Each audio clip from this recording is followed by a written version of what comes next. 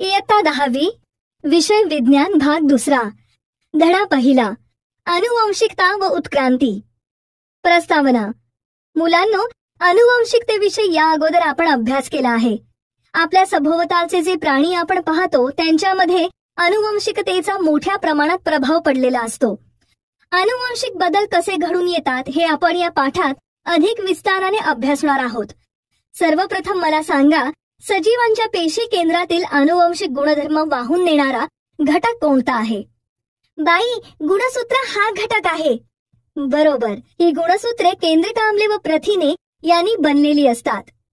बरं, आता मला सांगा, मात्या पित्यांची शारीरिक व मानसिक लक्षणे संततीमध्ये संक्रमित होण्याच्या प्रक्रियेला काय म्हणतात? आनुवंशिकता. अगदी बरोबर. आई वडिलांची शारीरिक व मानसिक लक्षणे हे त्यांच्या संततीमध्ये आनुवंशिकतेमुळेच येतात.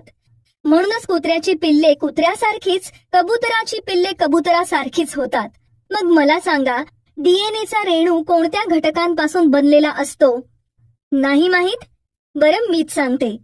डीएनएचा रेणू डीऑक्सीरायबोज शर्करा, फॉस्फरिक आम्ल व नत्रयुक्त पदार्थाच्या जोड्यांपासून बनलेला असतो. आनुवंशिकता व आनुवंशिक बदल. मुलांनो, आता आपण आनुवंशिकता व आनुवंशिक बदल याविषयी माहिती करून घेऊया. एका पिढीतील जैविक लक्षणे जनुकांच्या सहाय्याने पुढच्या पिढीत संक्रमित होतात. त्यालाच आपण आनुवंशिकता असे म्हणतो. उदाहरणार्थ, मांजराचे पिल्लू मांजरासारखेच दिसते. त्याचे डोळे, पाय मांजरासारखेच असतात. आनुवंशिकतेबद्दल व त्यात होणाऱ्या बदलाविषयी अनेक शास्त्रज्ञांनी अभ्यास केला आहे. तर आता आपण या शास्त्रज्ञांविषयी जाणून घेऊया. Gregor Johann Mendel. Gregor Johann Mendel हे ऑस्ट्रियन वैज्ञानिक होते. त्यांनी 1886 मध्ये आधुनिक आनुवंशिकीचा प्रारंभ याविषयी सखोल अभ्यास केला. त्यांनी वाटाण्याच्या झाडांवर वेगवेगळे प्रयोग केले व आनुवंशिकतेबद्दल निष्कर्ष मांडले. Hugo de Vries. Hugo de Vries यांनी 1901 मध्ये उत्परिवर्तन सिद्धांत मांडला. आनुवंशिकतेमध्ये अचानक घडून येणाऱ्या बदलांमागील कार्यकारण भाव त्यातून समजला.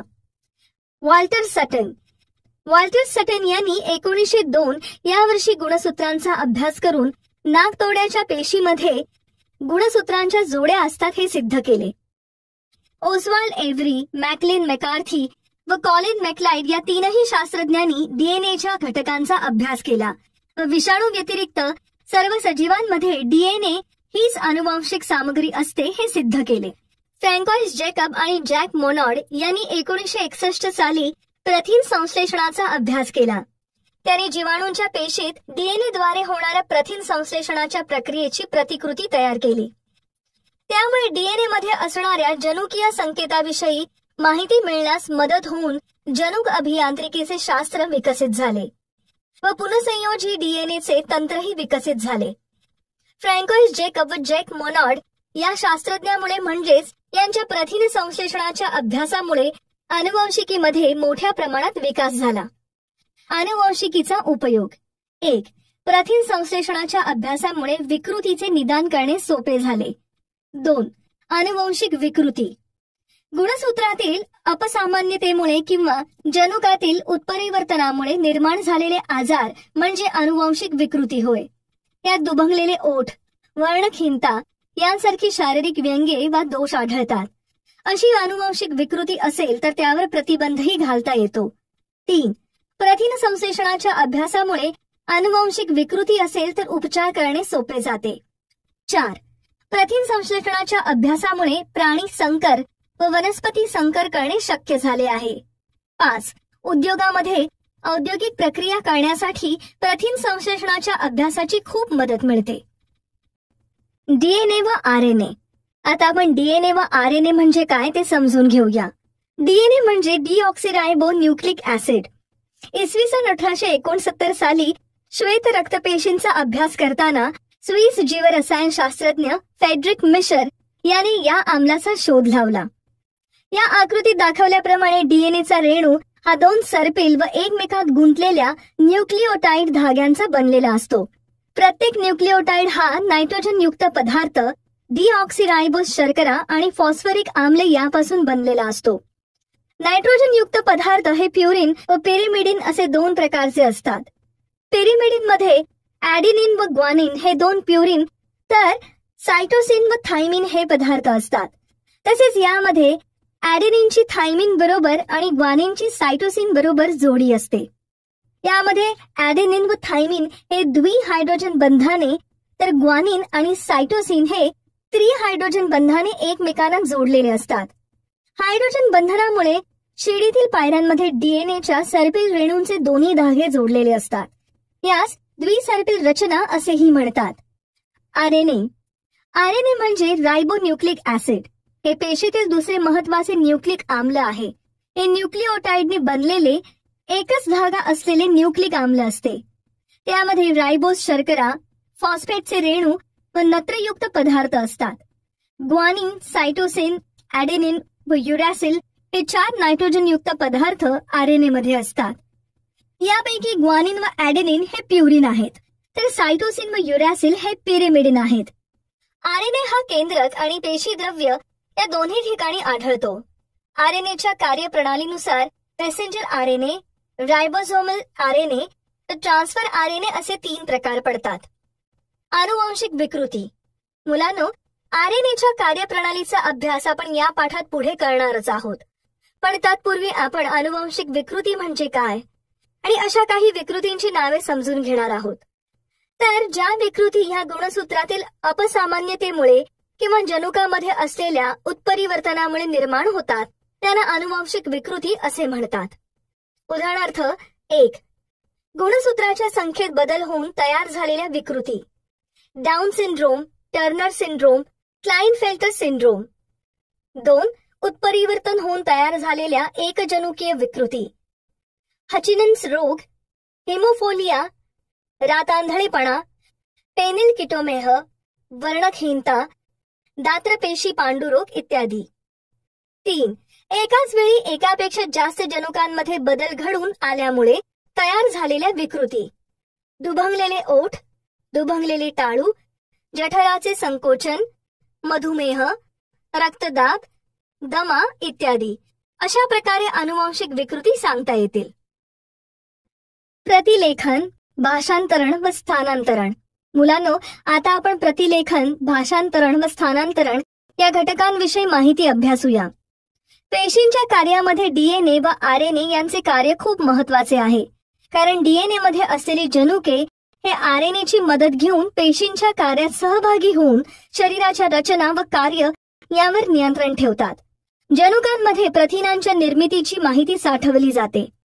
योग्य प्रथिनांची निर्मिती होणे खूप जरुरी असते. या प्रथिनांची निर्मिती डीएनए मुळे आरएनएच्या माध्यमातून होते. याला सेंट्रल डोग्मा असे म्हटले जाते. डीएनए मधील जनुकांच्या साखळीनुसार एमआरएनए म्हणजेच मेसेंजर आरएनएची निर्मिती होत असते. तयार होणाऱ्या मेसेंजर आरएनए आणि डीएनएचा धागा या दोन्हींमध्ये असणाऱ्या न्यूक्लिओटाइड्सचा क्रम एकमेकांना पूरक असतो. त्याच वेळेस डीएनए मध्ये असणाऱ्या थायमिनऐवजी मेसेंजर आरएनए म्हणजेच एमआरएनए मध्ये युरॅसिल असतो. आरएनए तयार करण्याच्या या प्रक्रियेलाच प्रतिलेखन असे म्हणतात. आता ही आकृती पहा. पेशी केंद्रकात तयार झालेला मेसेंजर आरएनए पेशी द्रव्यात येतो. तो येताना डीएनए वरील सांकेतिक संदेश घेऊन येतो. या संदेशामध्ये अमिनो आम्लांकरिता संकेत असतात. या प्रत्येक अमिनो आम्लांकरिता वापरण्यात येणारा संकेत म्हणजेच कोड हा 3 न्यूक्लिओटाइड्सच्या संचाच्या स्वरूपात असतो. यालाच ट्रिपलेट कोडॉन असे म्हणतात. भारतीय वंशाचे शास्त्रज्ञ डॉक्टर हरगोविंद खुराना यांनी सर्व प्रकारच्या 20 अमिनो आम्लांकरिता असलेले कोडॉन शोधण्यासाठी महत्वाचे कार्य केले. त्यांच्या या कार्यासाठी त्यांना 1968 साली 2 शास्त्रज्ञांसोबत नोबेल पुरस्कार मिळाला आहे. आता ही आकृती पहा. या आकृतीत दाखवल्याप्रमाणे मेसेंजर आरएनए हा हजारो कोडॉनचा बनलेला असतो. त्यासाठी त्यावरील प्रथिने तयार करण्यासाठी लागणारी अमिनो आम्ल पुरवण्याचे महत्वाचे कार्य ट्रान्सफर आरएनए करतो.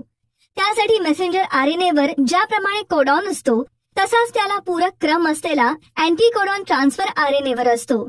या क्रियेलाच भाषांतरण असे म्हणतात. ट्रान्सफर आरएनएने आणलेल्या अमिनो आम्लांची पेप्टाइड बंधने शृंखला तयार करण्याचे काम रायबोझोमल आरएनए करतो। याच दरम्यान रायबोझोमल आरएनएच्या एका टोकाकडून दुसऱ्या टोकाकडे एक एक ट्रिपलेट कोडॉनच्या अंतराने सरकत जातो। या क्रियेला स्थानांतरण असे म्हणतात। प्रथिनांच्या अशा अनेक शृंखलांच्या एकत्र येण्यानेच गुंतागुंतीची प्रथिने तयार होत असतात। हीच प्रथिने सजीवांच्या शरीरातील वेगवेगळी कार्ये पार पाडतात आणि त्यांचे नियंत्रण करतात। अशा प्रकारे आपण प्रतिलेखन, भाषांतरण व स्थानांतरण याविषयी विस्ताराने माहिती अभ्यासली आहे। उत्परिवर्तन। मुलांनो, आता आपण उत्परिवर्तन म्हणजे काय हे समजून घेऊ। त्यासाठी ही आकृती पहा। या आकृतीत दाखवल्याप्रमाणे सजीवांमधील जनुकांमुळेच ते त्यांच्यासारखे सजीव निर्माण करतात। यातीलच काही जनुके जशीच्या तशी पुढच्या पिढीमध्ये संक्रमित केली जातात। त्यामुळेच आई वडिलांचे काही गुणधर्म हे त्यांच्या अपत्यात आल्याचे आपल्याला दिसून येते। मात्र काही वेळेस या जनुकांमध्ये एकदम बदल होतो व जनुकात असणारे एखादे न्यूक्लिओटाइड अचानक आपली जागा बदलते। त्यामुळे जो बदल घडून येतो त्यालाच उत्परिवर्तन असे म्हटले जाते। हेच उत्परिवर्तन कधी कमी प्रमाणात तर कधी एकदम जास्त प्रमाणात घडून येत असते। उदाहरणार्थ, उत्परिवर्तनामुळे सिकल सेल ॲनिमिया सारख्या जनुकीय विकृती निर्माण होतात। हीच प्रक्रिया अखंडपणे चालते। ही प्रक्रिया डार्विनच्या नैसर्गिक निवडीच्या सिद्धांताचे समर्थन करताना दिसते। आता मी तुम्हाला काही प्रश्न विचारते, त्यांची तुम्ही उत्तरे द्या। आपल्या पचन संस्थेतील आंत्रपुच्छ या अवयवांचे शरीरात कोणते कार्य आहे? आंत्रपुच्छ हा अवयव पचन संस्थेत कोणतेही कार्य करत नाही। अगदी बरोबर। आपल्या अक्कल दाढेचा अन्न चावून खाण्यासाठी उपयोग होतो का? बाई, अन्न चावून खाण्यासाठी अक्कल दाढेचा उपयोग होत नाही। बरोबर। डायनोसॉर सारखे प्राणी का बरं नामशेष झाले? बाई, त्यांना त्यांच्या स्थानिक परिसरातील परिस्थितीशी जुळवून घेता आले नाही, त्यामुळे ते प्राणी नामशेष झाले। अगदी बरोबर। डायनोसॉरचे अस्तित्व जेव्हा होते त्यावेळेस हिमयुग सुरू झाले होते, त्यामुळे त्यांची उपासमार झाली। अशा परिस्थितीशी त्यांना जुळवून घेता आले नाही आणि ते नामशेष झाले। तसेच एका सिद्धांतानुसार मोठा धूमकेतू पृथ्वीवर आदळल्याने ह्या जाती नष्ट झाल्या असाव्यात असा अंदाज आहे। बरं, आता तुम्ही मला सांगा, प्राणी व पक्षी यांच्या अनेक प्रजाती नष्ट का होत आहेत? बाई, पर्यावरणात होणाऱ्या बदलांमुळे अनेक प्राणी व पक्षी यांच्या प्रजाती नष्ट होत आहेत। छान। निसर्गात होणाऱ्या बदलांमुळे तसेच प्रदूषणामुळे आणि नागरीकरणामुळे पक्षी व प्राणी यांच्या प्रजाती नष्ट होऊ लागल्या आहेत। कारण शहरे तयार होण्यासाठी जंगले नष्ट केली जात आहेत, त्यामुळे पक्षी व प्राणी यांच्या निवाऱ्याची व अन्नाची गरज पूर्ण होऊ शकत नाही, म्हणून ते नष्ट होत आहेत। उत्क्रांती। मुलांनो, आता आपण उत्क्रांतीविषयी माहिती अभ्यासूया। उत्क्रांतीमध्ये ग्रह, तारे, सजीव अशा घटकांच्या विविध विकासाच्या टप्प्यांचा अभ्यास केला जातो। म्हणजेच सर्वसामान्यपणे आपण उत्क्रांतीबद्दल असे म्हणू शकतो की उत्क्रांती म्हणजे सजीवांमध्ये अत्यंत सावकाश होणारा क्रमिक बदल होय। चार्ल्स डार्विन हे उत्क्रांती सिद्धांताचे जनक मानले जातात। उत्क्रांतीमुळेच नव्या जीवजाती निर्माण होतात व त्यांचा विकास होत असतो। म्हणून नैसर्गिक निवडीला प्रतिसाद म्हणून सजीवांच्या एखाद्या वर्गाच्या वैशिष्ट्यपूर्ण लक्षणांमध्ये अनेक पिढ्यांपर्यंत बदल घडण्याच्या ज्या प्रक्रियेमुळे नव्या जीवजाती निर्माण होतात ती प्रक्रिया म्हणजे उत्क्रांती होय। 3.5 अब्ज वर्षांपूर्वी पृथ्वीवर कोणत्याच प्रकारचे जीवन अस्तित्वात नव्हते, त्यामुळे सजीवांची उत्पत्ती होत असताना पुढील प्रमाणे टप्पे घडले असावेत असे अनुमान केले जाते। सर्वप्रथम साधी मूलद्रव्ये असावीत, त्यानंतर सेंद्रिय व असेंद्रिय प्रकारची साधी संयुगे तयार झाली असावीत, त्यानंतर प्रथिने आणि केंद्रकाम्ले अशी सेंद्रिय संयुगे तयार झाली असावीत आणि नंतर सेंद्रिय व असेंद्रिय पदार्थांचे मिश्रण तयार झाले असावे। निरनिराळ्या सेंद्रिय व असेंद्रिय पदार्थांच्या मिश्रणातून मूळ पेशी तयार झाल्या असाव्यात। याच पेशी आजूबाजूला असणाऱ्या रसायने भक्षण करू लागल्यामुळे त्यांची संख्या वाढली असावी। यातूनच सजीवांची निर्मिती झाली असावी। जे जीव परिस्थितीशी जुळवून घेऊ शकले नाहीत ते नष्ट झाले असावेत असा अंदाज आहे। पृथ्वीवर आपण कल्पनाही करू शकणार नाही इतक्या वनस्पती व प्राण्यांच्या कोट्यावधी प्रजाती आहेत। त्या प्रजातींचा आकार तसेच जटिलता यामध्ये विविधता आहे। प्राण्यांमध्ये सूक्ष्म एकपेशीय प्राणी अमिबा, पॅरामेशियम पासून ते महाकाय देवमासा आणि मानव असा त्यांचा विस्तार आढळून येतो. तर वनस्पतींमध्ये एकपेशीय क्लोरेला पासून ते वडाच्या झाडापर्यंतचा विस्तार आढळून येतो. विषुववृत्तापासून दोन्ही ध्रुवांपर्यंत संपूर्ण पृथ्वीवर हवा, पाणी, जमीन, खडक, वाळवंट अशा सर्वच ठिकाणी सजीव आढळून येतात. अशा प्रकारे सजीवांची उत्क्रांती झालेली आपल्याला दिसून येते. आपण जर विचार केला तर अगदी प्राचीन काळापासून मानवाला अनेक प्रश्न पडले आहेत. तसेच उत्सुकताही लागली आहे की पृथ्वीवर जीवनाचा उगम कसा झाला असेल. सजीवांमध्ये एवढी विविधता कोठून आली असावी. अशा प्रश्नांच्या अनुषंगाने अनेकांनी अभ्यास केला व अनेक उपपत्तीही मांडले आहेत. यापैकी सजीवांची उत्क्रांती अथवा सजीवांचा क्रमविकास हा सिद्धांत सर्वमान्य झाला आहे. उत्क्रांतीचा सिद्धांत. मुलांनो, आता आपण उत्क्रांतीचा सिद्धांत याविषयी माहिती पाहणार आहोत. उत्क्रांतीच्या या सिद्धांतानुसार सर्वात पहिला सजीव हा समुद्रात निर्माण झाला असे मत मांडले आहे. त्यालाच जीवद्रव्य असे म्हणतात. हजारो वर्षांनंतर यापासून एकपेशीय सजीव तयार झाले. या एकपेशीय सजीवामध्ये क्रमाक्रमाने बदल घडून आले. त्यापासूनच मोठे आणि जटिल असे सजीव विकसित होत गेले. यासाठी जवळपास 300 कोटी वर्ष इतका काळ लागला. सजीवांमध्ये हा बदल सर्वच बाजूंनी होत गेला व त्यातून अनेक प्रकारचे सजीव विकसित झाले. म्हणूनच या सर्व प्रक्रियेला क्रमविकास किंवा उत्क्रांती असे म्हणतात. ही संघटनात्मक उत्क्रांती आहे. थोडक्यात आपण असे म्हणू शकतो की भिन्न रचना व कार्य असलेल्या पूर्वजांपासून वनस्पती व प्राण्यांचा प्रागतिक विकास म्हणजे उत्क्रांती होय. उत्क्रांतीचे पुरावे. मुलांनो, उत्क्रांतीचा सिद्धांत आपण अभ्यासला आहे. मात्र या उत्क्रांतीचे पुरावे काय हा प्रश्न आपल्याला पडतो. तर आता आपण उत्क्रांतीच्या पुराव्याविषयी माहिती अभ्यासणार आहोत.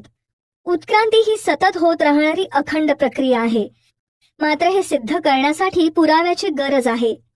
त्या संदर्भात पुढील प्रमाणे पुरावे स्पष्ट करता येतील. बाह्यरूपीय पुरावे. आता ही चित्रे पहा. या चित्रात तुम्हाला प्राणी व वनस्पती दिसत आहेत. प्राण्यांच्या चित्रांचे निरीक्षण केले तर आपल्या लक्षात येईल की प्राण्यांच्या तोंडाची रचना, डोळ्यांचे स्थान, नाकपुड्या, कानाची रचना, अंगावरील दाट केस इत्यादी गोष्टीत समानता आढळून येते. तर वनस्पतींमध्ये पानाचा आकार, पानाची रचना, शिराविन्यास, पर्णदेठ इत्यादी गोष्टीत समानता आढळून येते. यावरून आपल्या लक्षात येते की सजीवांच्या निरनिराळ्या गटात साम्य स्थळे म्हणजेच सारखेपणा आढळून येतो. यावरून त्यांचा उगम एकाच पूर्वजापासून होऊन त्यांची उत्क्रांती झाली असेल असा अंदाज येतो. हेच बाह्यरूपीय पुरावे आहेत जे सजीवांच्या बाह्य आणि दृश्य स्वरूपात असलेली वैशिष्ट्ये आहेत. शरीरशास्त्रीय पुरावे. मुलांनो, ही चित्रे पहा. या चित्रांचे निरीक्षण केले तर आपल्या लक्षात येते की मानवाचा हात, मांजरीचा पाय, वटवाघळाचा पंख, देवमाशाचा पर यामध्ये कोणतेही साम्य नाही. तसेच प्रत्येक प्राण्यामध्ये स्वतःसाठी त्यांचा उपयोगही वेगवेगळा आढळून येतो. त्यामुळे त्यांच्या रचनाही भिन्न आहेत. मात्र या प्राण्यांच्या अवयवातील हाडांच्या रचनेत व हाडांच्या जोडणीमध्ये सारखेपणा आढळून येतो. यावरूनच त्यांचे पूर्वज हे समान असावेत असे निर्देशित होते. अशा प्रकारे आपण उत्क्रांतीच्या पुराव्याविषयी माहिती अभ्यासली आहे. आता मी तुम्हाला काही प्रश्न विचारते, त्यांची तुम्ही उत्तरे द्या. सजीवांच्या शरीरातील विविध अवयव कोणते आहेत? हृदय, फुफ्फुसे, मेंदू, जठर, आतडी, यकृत, वृक्क हे सजीवांच्या शरीरातील विविध अवयव आहेत. बरोबर. शरीरातील प्रत्येक अवयव त्यास उपयोगी पडतो का? होय. शरीरातील वेगवेगळे कार्य पार पाडण्यासाठी वेगवेगळा अवयव कार्य करत असतो. जसे मेंदू शरीरातील सर्व अवयवांवर नियंत्रण ठेवतो, हृदयामुळे रक्ताभिसरण होते, फुफ्फुसे हे श्वसनाचे कार्य पार पाडतात आणि वृक्क हे रक्ताचे शुद्धीकरण करते. छान, तुम्ही बरोबर उत्तरे दिलीत. अवशेषांगे. आता आपण शरीरातील अवशेषांगाविषयी माहिती घेऊ. सजीवांमध्ये ऱ्हास पावलेल्या किंवा अपूर्ण वाढ झालेल्या निरुपयोगी इंद्रियांना अवशेषांग म्हणतात. बदलत राहणाऱ्या किंवा भिन्न पर्यावरणात जगण्यासाठी सजीवात अचानक नवी ऊती, अंगे किंवा इंद्रिये उत्पन्न होऊ शकत नाहीत. मात्र जी इंद्रिये आहेत त्यांच्यातच क्रमाक्रमाने बदल घडून येतात. एखाद्या परिस्थितीत एखादी रचना उपयुक्त ठरते, तर भिन्न परिस्थितीमध्ये तीच रचना निरुपयोगी असते. त्यामुळे काही इंद्रिये ही कालांतराने नष्ट होतात. ही इंद्रिये नष्ट होण्यासाठी हजारो वर्षे लागतात. ही नाहीशी होणारी इंद्रिये वेगवेगळ्या प्राण्यांच्या शरीरात वेगवेगळे कार्य करतात. म्हणजेच एखाद्या प्राण्यात एखादा अवयव हा उपयोगी असतो, तर दुसऱ्या प्राण्यामध्ये तोच अवयव हा अवशेषांग नसतो. उदाहरणार्थ, आंत्रपुच्छ हे मानवाला उपयोगी नसलेले अंग आहे. मात्र हे आंत्रपुच्छ रमंत करणाऱ्या प्राण्यांसाठी, उदाहरणार्थ गाय, म्हैस यांसाठी खूप उपयुक्त अवयव आहे. तसेच मानवाला निरुपयोगी असणारे कानांचे स्नायू हे माकडामध्ये कान हलवण्यासाठी उपयोगी असतात. माकड हाड, अक्कल दाढा, अंगावरील केस ही अवशेषांगी मानवाच्या शरीरात दिसून येतात. या आकृत्या पहा. यामध्ये काही अवशेषांगे दाखविली आहेत. मात्र ही अवशेषांगे काही वेळा इतर प्राण्यांमध्ये उपयुक्तही ठरतात. अशा प्रकारे आपण अवशेषांगाविषयी माहिती अभ्यासली. पुराजीव विषयक पुरावे. आता आपण पुराजीव विषयक पुरावे याविषयी माहिती अभ्यासूया. आपल्याला माहित आहे की पूर, भूकंप, ज्वालामुखी यासारख्या नैसर्गिक आपत्तींमुळे मोठ्या प्रमाणात सजीव जमिनीखाली गाडले गेले. कोट्यवधी वर्षांपूर्वी जे जीव जमिनीत गाडले गेले त्यांचे ठसे किंवा सांगाडे जमिनीत सुरक्षित असतात. यांना जीवाश्म असे म्हणतात. ही चित्रे पहा. चित्रात दाखवल्याप्रमाणे अशा प्रकारची जीवाश्मे ही उत्क्रांतीचा अभ्यास करण्यासाठी उपयुक्त ठरली आहेत. कार्बनी वयमापन. कार्बनी वयमापन ही एक कालमापनाची पद्धत आहे. प्राणी किंवा वनस्पती हे सतत कार्बनचे ग्रहण करत असतात. ज्या वेळेस ते मृत होतात तेव्हा त्यांचे कार्बन ग्रहण करणे बंद होते. त्यांच्या मृत होण्याच्या त्या क्षणापासून कार्बन 14चा ऱ्हास होण्याची प्रक्रिया सतत चालू राहते. कार्बन 12 हा किरणोत्सारी नसतो. त्यामुळे मृत वनस्पती किंवा प्राणी यांच्यातील कार्बन 14 व कार्बन 12 यांच्या गुणोत्तराचे प्रमाण हे सतत बदलत असते. एखादी वनस्पती किंवा प्राणी मृत झाल्यानंतरचा काळ त्यांच्यातील कार्बन 14ची सक्रियता आणि कार्बन 14चे कार्बन 12शी असणारे गुणोत्तर काढून कालमापन करता येते. यालाच कार्बनी वयमापन असे म्हणतात. या कार्बनी वयमापनाचा उपयोग पुरातन अवशेषशास्त्र व मानव वंशशास्त्रामध्ये मानवी अवशेष अथवा जीवाश्म व हस्तलिखिते यांचा काल ठरवण्यासाठी होतो. याद्वारेच जीवाश्मांची कालनिश्चिती करतात व त्यांना कालमापनानुसार एका कोष्टकात बसवून त्या काळच्या सजीवांची माहिती मिळवतात. त्यानुसारच अपृष्ठवंशीय प्राण्यांपासून हळूहळू पृष्ठवंशीय प्राण्यांचा विकास झालेला दिसून येतो. आता ही आकृती पहा. या आकृतीवरून पुराजीव महाकल्प, मध्यजीव महाकल्प व नूतन जीव महाकल्प या वर्गवारीनुसार अपृष्ठवंशीय प्राण्यांपासून जीवांचा कसा विकास होत गेला हे स्पष्ट होते. परिचय शास्त्रज्ञांचा. आता आपण कार्बनी वयमापन शोधून काढणाऱ्या शास्त्रज्ञांविषयी माहिती करून घेऊया. विलार्ड लिबी यांनी 1954 मध्ये कार्बनी वयमान पद्धत शोधून काढली. ही कार्बनी वयमान पद्धत नैसर्गिक कार्बन 14च्या किरणोत्सर्गी क्षयावर आधारित आहे.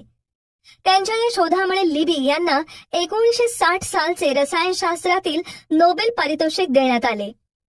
त्यांच्या या पद्धतीनुसार काढलेली विविध पदार्थांची वये रेडिओ कार्बन नावाच्या शोधपत्रिकेत प्रसिद्ध करण्यात आली.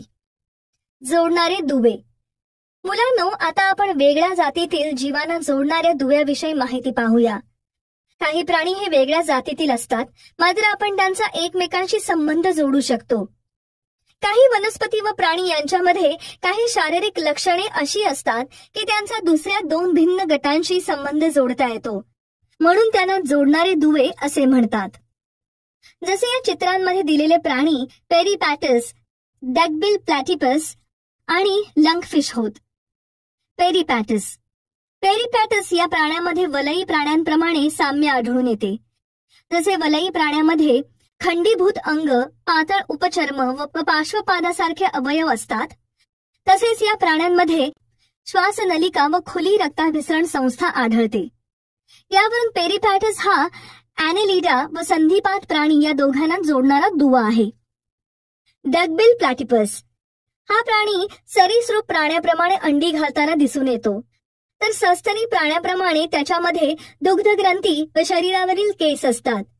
त्यामुळे डकबिल प्लॅटिपस हा सरीसृप व सस्तनी या वर्गातील दुवा आहे. लंगफिश. लंगफिश हा मासा फुफ्फुसांमार्फत श्वसन करत असतो. हा मासा मत्स्य आणि उभयचर या वर्गातील दुवा आहे. अशा प्रकारे या दुव्यांवरून आपल्या लक्षात येते की सस्तन प्राणी व सरीसृप प्राण्यापासून आणि उभयचर प्राणी मत्स्यांपासून उत्क्रांत झाले असावेत. भ्रूण विज्ञान विषयक पुरावे. मुलांनो, सर्वप्रथम ही आकृती पहा. या आकृतीचे निरीक्षण केल्यानंतर आपल्या लक्षात येते की प्राथमिक अवस्थेमध्ये सर्वच भ्रूण हे सारखेच आहेत. त्यानंतर जसजसा विकास होत गेला तसतसे ते साम्य कमी कमी होत गेले. म्हणजेच प्रारंभिक अवस्थेत जे साम्य आहे त्यावरून सर्व प्राण्यांचे पूर्वज एकच असावेत असा पुरावा मिळतो. डार्विनचा नैसर्गिक निवडीचा सिद्धांत. मुलांनो, आता आपण डार्विनचा नैसर्गिक निवडीचा सिद्धांत याविषयी माहिती जाणून घेऊया. चार्ल्स डार्विन यांनी वेगवेगळ्या प्रदेशातील वनस्पती व प्राण्यांचे वेगवेगळे नमुने गोळा केले. त्यावरून डार्विनने सक्षम ते जगतील असा सांगणारा नैसर्गिक निवडीचा सिद्धांत मांडला. म्हणजेच जे सजीव त्यावेळच्या पर्यावरणात जुळवून घेण्यास सक्षम असतील ते सजीव पुढील काळात जगतील असे त्यांनी मांडले. त्यासाठी त्यांनी ओरिजिन ऑफ स्पेसीज हे पुस्तकही प्रकाशित केले. या पुस्तकात त्यांनी असे मत मांडले की सर्व जीव हे मोठ्या संख्येने पुनरुत्पादन करत असतात. हे जीव एकमेकांशी स्पर्धा करत असतात. ही स्पर्धा जीवघेणी असते. या स्पर्धेमध्ये जो जीव जिंकण्यासाठी आवश्यक गुणधर्म दाखवतो तोच जीव तग धरून राहतो आणि तोच जीव टिकतो. मात्र अशा वेळी नैसर्गिक निवडही महत्वाची असते. कारण निसर्गामध्ये सुयोग्य म्हणजेच योग्य असे जीव जगतात व बाकीचे जीव मरतात. जे जीव जगतात ते पुनरुत्पादन करू शकतात. ते आपल्या नवीन वैशिष्ट्यांसकट नवीन प्रजाती तयार करतात. एखादा सजीव त्याला फायदेशीर ठरणारे एखादे वैशिष्ट्य घेऊन जन्माला आला व टिकू शकला तर त्याची पुढची पिढी त्याच्यासारखीच बनते. यालाच डार्विनचा दुसरा नैसर्गिक निवडीचा सिद्धांत असे म्हणतात. डार्विनचा नैसर्गिक निवडीचा सिद्धांत हा बऱ्याच काळापर्यंत सर्वमान्य राहिला आहे. मात्र त्यानंतर त्यात काही बाबतीत आक्षेप घेतले गेले आहेत. तर आता आपण ते आक्षेप कोणते आहेत ते पाहूया. 1. नैसर्गिक निवड ही एकमेव गोष्ट उत्क्रांतीला कारणीभूत नाही. 2. डार्विनने उपयोगी व निरुपयोगी बदलाचे काही स्पष्टीकरण दिलेले नाही. 3. डार्विनच्या सिद्धांतात सावकाश होणारे बदल व एकदम होणारे बदल यांचा उल्लेख केलेला नाही. अशा प्रकारे डार्विनच्या सिद्धांतात आक्षेप घेण्यात आले आहेत. असे असले तरीही डार्विनने केलेले कार्य खूप उल्लेखनीय आहे. चार्ल्स रॉबर्ट डार्विन 1809 ते 1882. आता आपण चार्ल्स रॉबर्ट डार्विन याविषयी माहिती पाहूया. चार्ल्स रॉबर्ट डार्विन यांचा जन्म 1809 साली झाला असून त्यांचा मृत्यू 1882 साली झाला. या इंग्लिश जीवशास्त्रज्ञाने उत्क्रांतीचा सिद्धांत मांडला. चार्ल्स रॉबर्ट डार्विन यांनी जगाला दाखवून दिले की सजीवांच्या सर्व जाती या समान पूर्वजांपासून क्रमाक्रमाने व हजारो वर्षांच्या कालखंडानंतर विकसित झाल्या. या विकासाला नैसर्गिक निवडीचे तत्वच कारणीभूत आहे. लॅमार्कवाद. जीन बाप्टिस्ट लॅमार्क 1744 ते 1829. उत्क्रांती होत असताना सजीवांच्या शरीर रचनेत जे बदल होतात त्या बदलांचे मुख्य कारण म्हणजे त्या जीवाने केलेला प्रयत्न किंवा आळस होय. असा महत्वाचा सिद्धांत जीन बाप्टिस्ट लॅमार्क या शास्त्रज्ञाने मांडला. जीन बाप्टिस्ट लॅमार्क या फ्रेंच निसर्गशास्त्रज्ञाने उत्क्रांती मागे त्या जीवाचे प्रयत्न कारणीभूत असतात असा विचार मांडला. लॅमार्क यांनी सुचवले की प्रत्येक प्राणी किंवा वनस्पती आपल्या आयुष्यात सतत बदलत असतात. हे बदल त्यांच्या पुढील पिढींमध्ये घडत असतात. जसे जिराफ हा उंच झाडांची पाने पिढ्यानपिढ्या खात आला. पाने खाताना तो आपली मान ताणतो, त्यामुळे जिराफ हे लांब मानेचे झाले. तसेच शहामृग, इमू या पक्ष्यांचे पंख वापरात येत नाहीत म्हणून ते कमकुवत झाले. तर हंस बदकाचे पाय पाण्यात राहून पोहण्यायोग्य झाले. सापाने बिळात जाण्यासाठी शरीररचना करताना स्वतःचे पाय गमावले. या सर्व उदाहरणावरून मिळवलेली ही वैशिष्ट्ये एका पिढीकडून दुसऱ्या पिढीकडे संक्रमित होताना दिसतात. यालाच मिळवलेल्या बदलांच्या संक्रमणाचा सिद्धांत म्हणजे theory of inheritance of acquired characters किंवा लॅमार्कवाद असे म्हणतात. या लॅमार्कवादावरही काही आक्षेप घेण्यात आले आहेत. ते पुढील प्रमाणे आहेत. विशिष्ट प्रकारचे प्रयत्न केल्यामुळे शरीराच्या अंगाचा विकास होतो व प्रयत्न न केल्यामुळे त्यांचा ह्रास होतो. या गोष्टी मान्य झाल्या. मात्र त्यांचे एका पिढीकडून दुसऱ्या पिढीकडे असणारे संक्रमण अमान्य झाले. स्वतःमध्ये घडवून आणलेले बदल हे नव्या पिढीकडे दिले जात नाहीत. अशा प्रकारे लॅमार्कवादावर आक्षेप घेण्यात आले आहेत. सजीवांचे जीवनकाळात जे गुण त्याने संपादित केलेले असतात ते पुढील संततीकडे संक्रमित करता येतात. यालाच संपादित गुणांचा अनुवंश असे म्हणतात. म्हणजेच सजीव त्यांच्या जीवनात जे गुण आत्मसात करतात तेच गुण पुढील पिढीमध्ये संक्रमित करता येतात. अशा प्रकारे आपण लॅमार्कवाद याविषयी माहिती अभ्यासली आहे. जाती उद्भव, स्पेसिएशन. उत्क्रांतीमुळे प्राणी व वनस्पती यांच्यातील विविध जातींचा उद्भव हा उत्क्रांतीचाच भाग आहे. कसे ते आता आपण अधिक विस्ताराने जाणून घेऊ. जाती. नैसर्गिक फलनाद्वारे फलनक्षम संतती निर्माण करू शकणारा सजीवांचा गट म्हणजेच जाती होय. प्रत्येक जातींची वैशिष्ट्ये ही ठराविक असतात. प्रत्येक जाती विशिष्ट भौगोलिक स्थितीत वाढते. त्यामुळे त्यांचा आहार, विहार, फलनक्षमता, समागम काळ हा वेगवेगळा असतो. त्यामुळेच त्यांची ही वैशिष्ट्ये टिकून राहतात. मात्र एका जातीपासून दुसरी नवी जात निर्माण होण्यासाठी जनुकीय बदल, भौगोलिक बदल आणि पुनरुत्पादनीय बदल कारणीभूत असतो. जुन्या जातींपासून नवीन जातींचा उद्भव किंवा निर्मिती होण्याची प्रक्रिया म्हणजेच जाती उद्भव होय. किंवा जाती बदल किंवा जाती उद्भव म्हणजे एका जातीपासून दुसरी नवीन जात निर्माण करण्याची प्रक्रिया होय. सजीवांचे मोठ्या कालांतरासाठी भौगोलिक किंवा पुनरुत्पादनीय अलगीकरण झाले की जाती बदल किंवा जाती उद्भव असतो. मानवी उत्क्रांती. मुलांनो, आता आपण मानवी उत्क्रांतीविषयी माहिती अभ्यासूया. मानवाची उत्क्रांती झाली तेव्हा एकपेशीय जीव होते हे स्पष्ट झाले आहे. कारण उत्क्रांतीमुळे एकपेशीय सजीवांपासून विविध जीवांची जडणघडण झालेली दिसून येते. ही आकृती पहा. या आकृतीत दाखवल्याप्रमाणे जवळपास 7 कोटी वर्षांपूर्वी डायनासॉर हे प्राणी नष्ट झाले व माकडासारखे दिसणारे प्राणी आजच्या आधुनिक लेम्युर सारख्या दिसणाऱ्या प्राण्यांप्रमाणे अस्तित्वात आले. त्यानंतर जवळपास 4 कोटी वर्षांपूर्वी आफ्रिकेतील या माकडासारख्या दिसणाऱ्या प्राण्यांच्या शेपट्या नाहीशा झाल्या. त्या प्राण्यांच्या मेंदूचा आकार मोठा होऊन त्यांचा विकास झाला. त्यांच्या हाताच्या पंजामध्ये खूप सुधारणा झाली आणि ते प्राणी एप सारख्या प्राण्यासारखे दिसू लागले. त्यानंतर कालांतराने हे एप सारखे प्राणी दक्षिण आणि आग्नेय आशियात पोहोचले व त्यांचे गिबन आणि ओरँग उटांमध्ये रूपांतर झाल्याचे पुरावे दिसून आले. उरलेले हे एप सारखे प्राणी आफ्रिकेतच राहिले व जवळपास 2,50,00,000 वर्षांपूर्वी त्यातून चिंपांझी व गोरिला माकडाचा उदय झाला.